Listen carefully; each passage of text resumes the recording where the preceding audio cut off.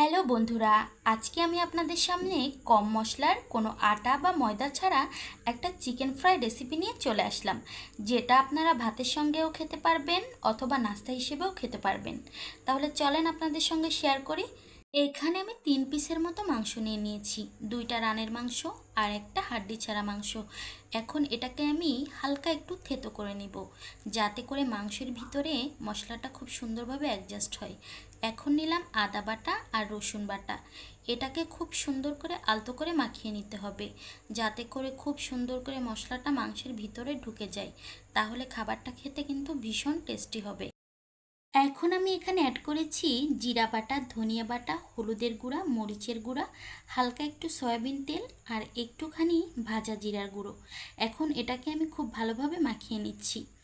আমার এটা মাখিয়ে নেওয়া শেষ হয়ে গেলে রেখে দিব 10 মিনিট রেস্টের জন্য। তো এই যে দেখেন, আমার মাখানোটা পুরোপুরি কমপ্লিট হলো। এখন এটাকে আমি 10 মিনিটের জন্য রেস্টে রেখে দিব। 10 মিনিট পর চলে আসলাম। এখন প্যানে আমি তেল গরম করতে বসিয়ে দিয়েছি। তেলটা গরম হলে আমি একে একে মাংসের পিসগুলো আস্তে আস্তে করে দিয়ে দিব, এবং চুলার আঁচটা আমি একদম লোতে রেখেছি যেন পুড়ে না যায়। তো আমি একে একে সব মাংসের পিসগুলো দিয়ে দিলাম। এখন এটাকে আমি লাল লাল করে ভেজে নিব। এটাকে অনেক সময় ধরে ভাজতে হবে, কারণ এখানে আমরা তো পানি অ্যাড করব না।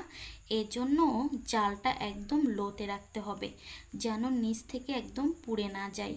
আর আমি মাঝে মাঝে একটু নেড়ে দিচ্ছিলাম, যাতে নিচ দিয়ে পুড়ে না যায়, তাহলে খেতে একদমই ভালো লাগবে না। এত কষ্ট সব কিছুই মাটি হয়ে যাবে।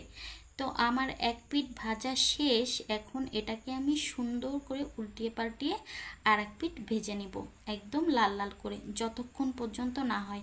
আর এখানে কিন্তু আমি অনেক সময় ধরে ভাজতেছিলাম। আপনাদের সামনে পুরোপুরিটা দেখানো হয়নি, তবে আমি যতটুকু ক্যামেরা বন্দি করেছি সবটাই কিন্তু আপনাদের সঙ্গে শেয়ার করেছি। তো কথা বলতে বলতে আমার ভাজা প্রায় কমপ্লিট। এখন পরিবেশনের পালা। তো দেখেন তো দেখতে কেমন হয়েছে, সবাই কিন্তু অবশ্যই কমেন্ট বক্সে বলে যাবেন। আর আপনারা নিজেদের ইচ্ছা পছন্দ মতো পরিবেশন করতে পারেন। আমার হাতের কাছে যেটা ছিল সেটা দিয়েই আমি পরিবেশন করে নিয়েছি।